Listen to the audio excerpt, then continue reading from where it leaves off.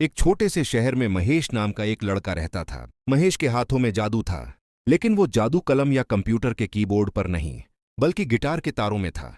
जब वो गिटार बजाता तो ऐसा लगता था कि वक्त थम गया है। लेकिन महेश का ये गिटार हमेशा उसके कमरे के एक कोने में अलमारी के पीछे छुपा रहता था। क्यों? क्योंकि उसके घर और पड़ोसी में एक ही शोर था। शर्मा जी के बेटे को देखो, इंजीनियर बन गया। वर्मा जी की बेटी को देखो, डॉक्टर बन गई। महेश के पिताजी कमलेश अक्सर कहते थे, बेटा ये संगीत वंगीत शौक के लिए ठीक है, पर इसे करियर मत बनाओ। रिश्तेदार क्या कहेंगे? समाज क्या कहेगा कि हमारा लड़का बजाने वाला बनेगा? लोग क्या कहेंगे?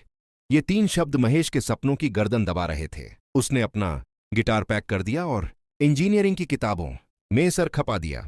साल बीत गए। महेश एक इंजीनियर बन गया। एक अच्छी कंपनी में नौकरी भी लग गई। सब खुश थे, पड़ोसी खुश थे, रिश्तेदार खुश थे। पिताजी का सीना गर्व से चौड़ा था। सिर्फ एक इंसान खुश नहीं था, खुद महेश। हर सुबह वो ऑफिस जाते वक्त आईने में देखता तो उसे एक सफल इंजीनियर नहीं, बल्कि एक हारा हुआ संगीतकार दिखाई देता था। एक दिन महेश एक पार्क में बैठा था। वहां एक छोटा बच्चा टूटी फूटी धुन में गाना गा रहा था। लोग उस पर हंस रहे थे, लेकिन वो बच्चा अपनी धुन में मस्त था। उसे परवाह नहीं थी कि कौन क्या कह रहा है। उस पल महेश को एक बात समझ आ गई। उसने सोचा, मैं आज इन लोगों के डर से अपनी खुशी मार रहा हूं।